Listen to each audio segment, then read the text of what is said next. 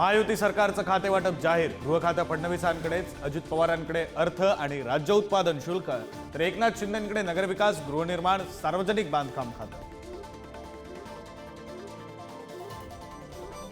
खातेवाटपानंतर पालकमंत्री पदासाठी महायुतीत जोरदार रस्सीखेच। पुण्यासाठी अजित पवार, चंद्रकांत पाटील, बीडसाठी पंकजा आणि धनंजय मुंडे, रायगडसाठी गोगावले आणि तटकरे, संभाजीनगरसाठी संजय शिरसाट आणि अतुल सावेंमध्ये रस्सीखेच।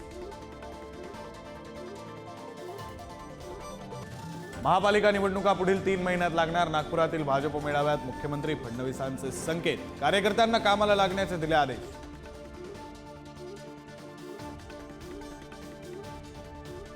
मुख्यमंत्री फडणवीस आज अमरावती दौऱ्यावर। अमरावतीच्या भानखेडामधील गुरुकुल महानुभाव आश्रमाला देणार भेट। सरसंघचालक मोहन भागवतही राहणार उपस्थित।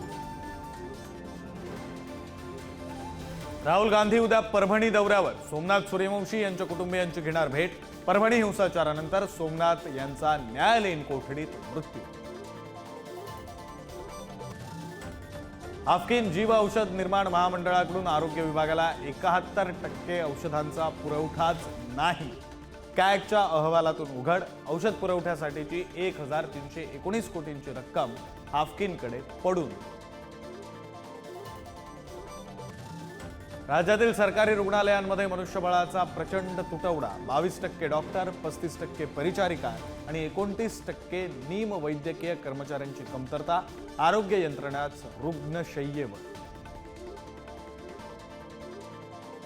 मुंबई गोवा महामार्गावर कोलाडमध्ये खासगी बसनं घेतला पेट, बस जळून खाक, लाखोंचं नुकसान। सुदैवानं जीवितहानी टळली। नंदुरबारच्या सारंगखेडा अश्व बाजारात तेजी। 8 दिवसात 538 घोड्यांची विक्री, 2.5 कोटींची उलाढाल। तब्बल 2800 घोडे विक्रीसाठी यात्रोत्सवात।